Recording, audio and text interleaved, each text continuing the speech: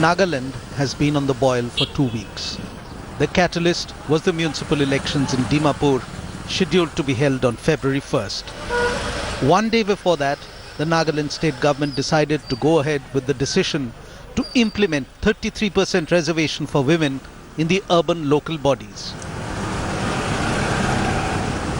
Anticipating this decision, from 28 January itself, various tribal organizations of Nagaland were already enforcing a bandh.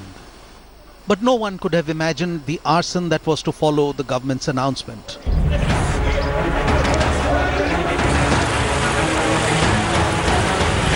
Protesters ransacked the office of the Election Commission in Mahokchung district and the district office of the ruling Naga People's Front. 2 were killed and 3 injured following clashes between the police and the public at Dimapur, the commercial hub of Nagaland. Soon it spread beyond the districts to reach the capital, Kohima. Hundreds of people armed with spears and machetes took to the streets, marching to the private residence of Chief Minister T.R. Zelan. They burned down another house that the Chief Minister rented. 5 army columns had to be deployed to bring the situation under control in Kohima. Curfew followed.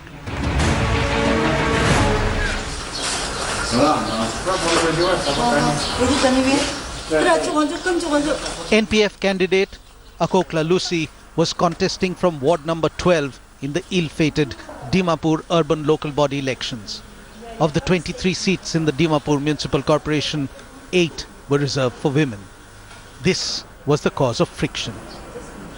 Of course, in the other sense, women are always given due respect, but when we look at decision-making body, women are really very much neglected. Of course, in BDP since last few years, women has been already given 1 seat in the village level. So that time there was no oppose from the civil societies and no objection from any corner. But when we talk about the urban local bodies and about regarding this 33% women reservation, the civil societies, making so much of problem, giving us so much problem.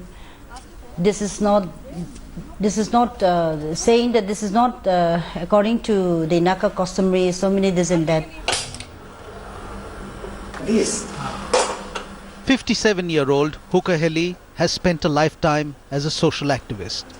In 2009, she was awarded the Northeast Peace General Award for her contribution to society. She was also once a member of Naga Women Hoho. Society is trying to keep the old customary law, which is during the forefather days. Hukaheli, with her husband as a financial support, decided to fight this election as an independent candidate from ward number 9 of Dimapur. But the violent turn of events crushed her dreams. Yes, why not? We were born to save our people. We were there to save them. Even the dangers our life, and all corners, women are the sufferer, and we work hard for them, for our society, to uplift our society, to change our society. We are not going to rule over men, but we wanted to learn something from men and how to develop our people, especially women, our girls. We are not fighting for ourselves, but we are fighting for future generation women. And that really hurt us, ma'am, because, we are not fighting for the rest of our life, but a certain period or a specific period, let women develop ourselves. Women can address women problem. And many women are crying in silence. I was President Simi Estate here for 9 years. Hukaheli's election symbol was the torch. And "Let me be the change you need" was her slogan. Hukaheli believes she's the symbol of change for women in Naga society. She says Naga women can be a success in public life too, only if there was support from their men. Men, they respect us, but when it has come to the point of 33 reservation, when we were fighting more than 7 years, they never stopped. But when we prepared to contest, then all the part of the, Nagaland, it has become deadly against us, and we don't understand. The implementation part, only they start doing like this. We don't know. We don't know, till now, we don't know clearly that what it is for women reservation only, or that they talk about the anomalies in law of, this thing.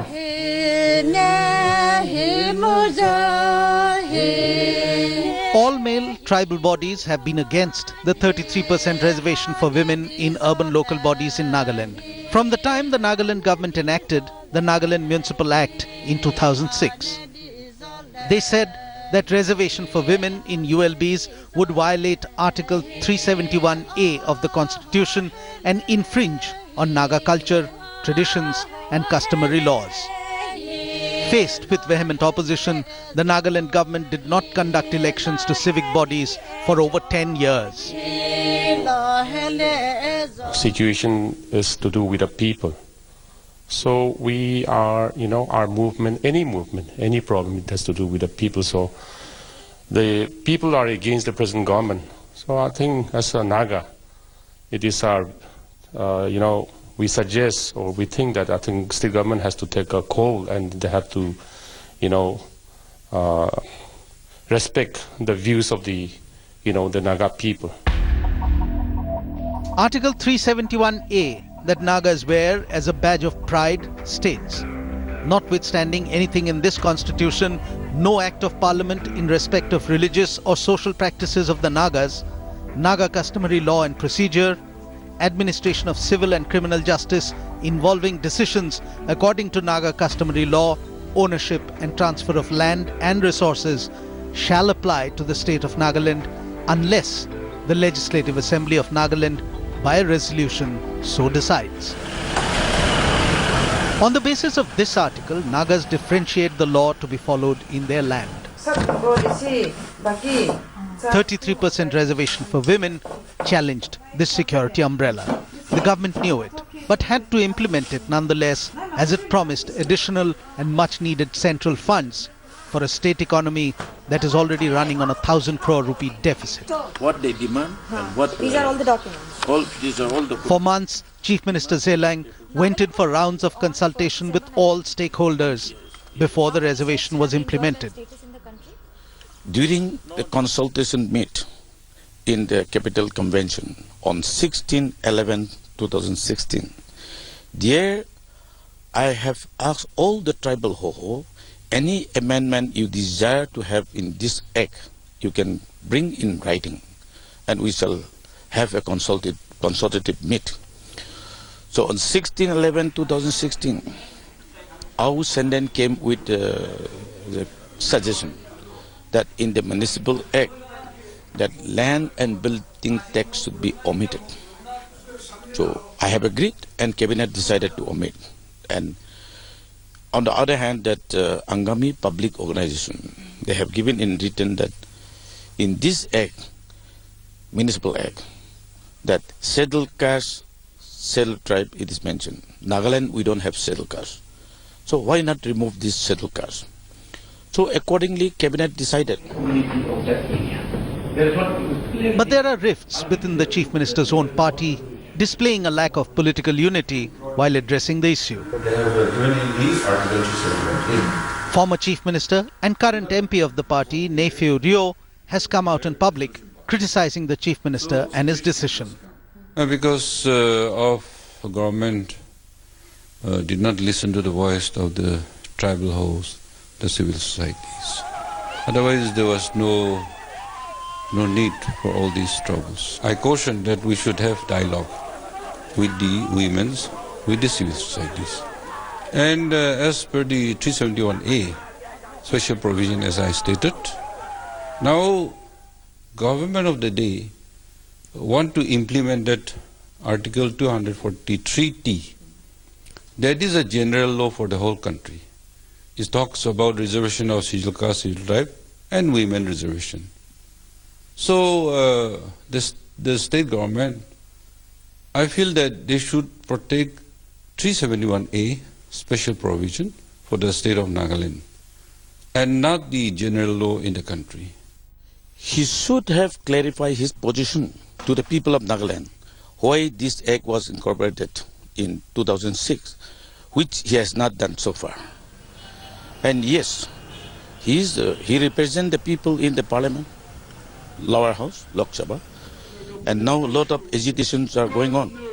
And what to be done, or what is his opinion, or what should be the stand of the state government? Because the act was passed during his time. He should have raised in parliament, but so far in TV I have not seen that he has raised this issue, and people are agitating against this. So what can be done? What remedy can be done that he should have raised? But I have not heard so far that he is attending to this problem. There are many in Nagaland who believe that this political rivalry over reservations is hurting the interests of the state. The Confederation of All Nagaland State Services Employees Association, or CANSESA, has appealed to both the government and the tribal Hohos to come to an amicable solution. That cannot be a division. You have to have one policy. It is dividing the Naga system. It may be a wrong understanding, misunderstanding with the people. So the whole trouble started, and that flashpoint was there. We could have a dialogue. Is the only way. If you were to convince them, within 2 months we would have held the election, nothing would have happened. So misunderstanding or taken for granted the pulse of the people, the thing has happened. So there is a talk going on. Nagaland is primarily an agrarian economy, and outside agriculture, the biggest employment and income generator in the state is the government. But with all government offices and businesses locked down since the end of January, Nagaland remains in a state of turmoil, and its fragile economy is taking a major hit. When India became independent, Nagaland was a part of Assam. A nationalistic movement to unite Nagas turned the region into a firebed in the next decade. The government of India finally separated the Naga Hills from Assam and added Tuensang frontier to it to form the Union Territory of Naga Hills Tuensang area, created with a large degree of autonomy. But the tribes were still not happy. Violent agitation across the region forced a compromise, and Nagaland became a full-fledged state in the Union of India on 1st of December 1963.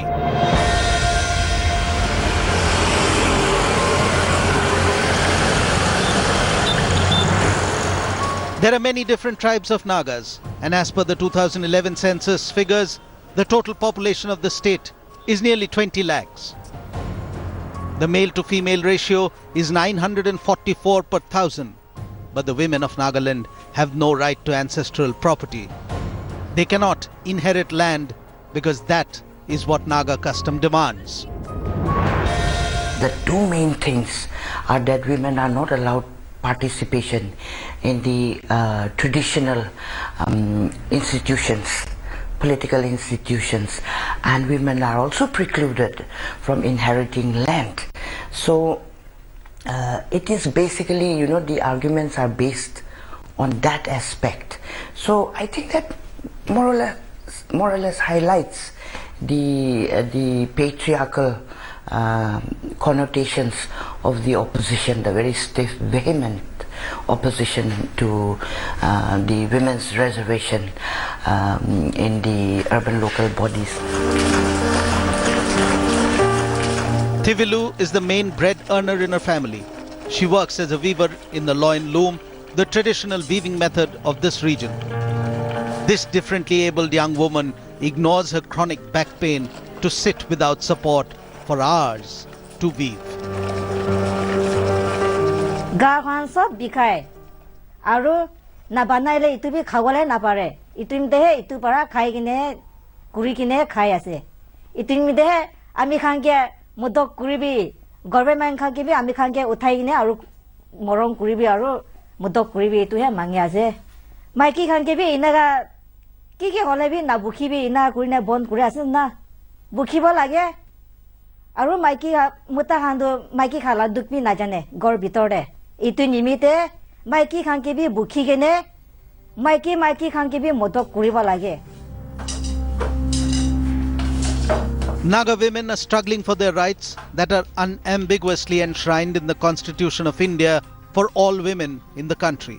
That is the common feeling echoed around the room of this loom in Desafi village, 15 kilometers from Dimapur. Amikan yete bana piche de amikan ek moina de 3,000 4,000 iniga kamai.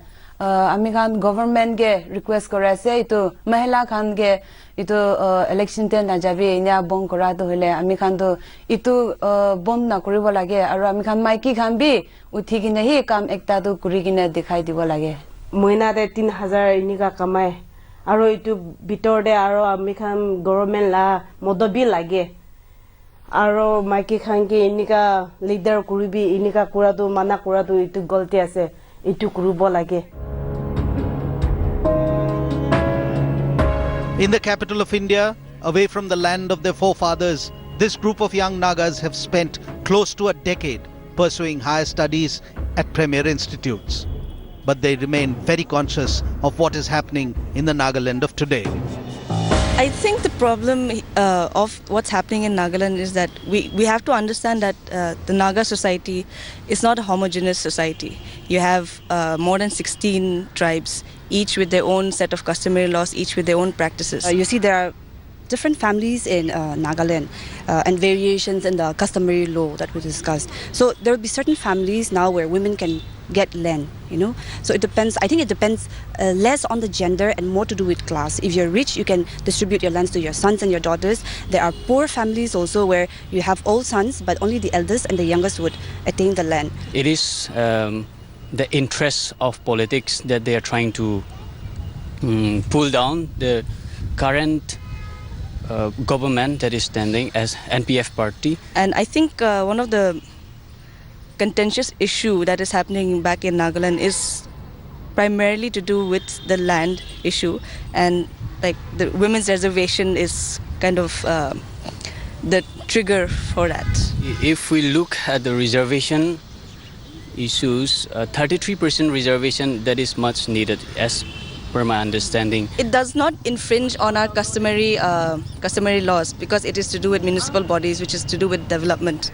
And if we see the 2011 the census, we know that the employment rate of women is approximately 20%, and the rest is men. There is definitely an angle of patriarchy, you know, and of course our tribal bodies are male dominated, but this issue, you know, it's been represented to the country or to the world as something that's purely a gender struggle, but it is not. It is a compilation of everything else. The students' emotions are validated by eminent Naga academicians.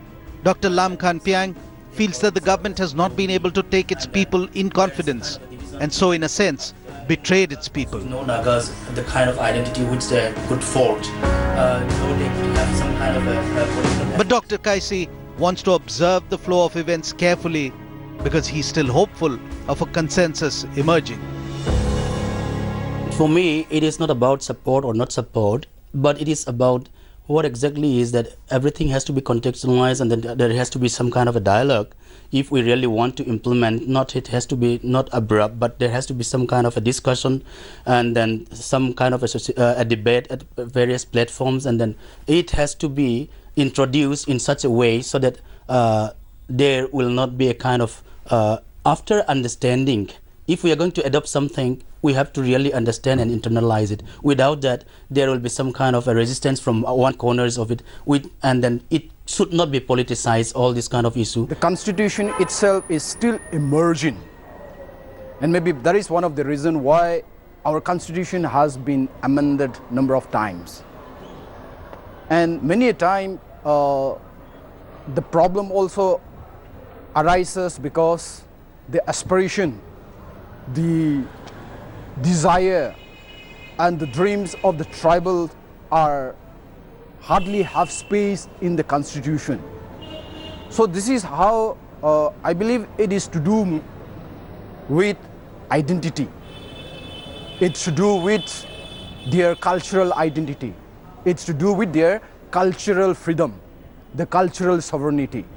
So this is how to read the whole issue as male versus female will be too narrow. In Nagaland, however, the positions are very clear. Hoki Esima, the president of the Central Naga Tribal Council, unequivocally demands abolishment of the provision of reservation of seats for women in the civic polls. A news publication has quoted him as saying, "In Naga society, a woman is not considered to be equal to men. She's not even allowed to speak in panchayat until and unless she's summoned by it. Providing 33% reservation to women amounts to giving her the same status as men, and it gives men inferiority complex." Customary laws that govern Naga society and that all tribal organizations swear by has been threatened by this one move made by the Chief Minister, and it has opened a Pandora's box. Some say it was the tipping point to a simmering anger against an inefficient government, underdevelopment and negligence by the mainland that frames Nagaland as the picture-perfect tribal tourist destination, but does not understand its inner mechanisms. It's a setback. It's not a total defeat. I wouldn't like to look at it as a defeat. It's a setback. And setbacks, well, you take one step back to take 2 or 3 forward. But definitely, yes, I feel that the Nagaland's image has been tarnished. And,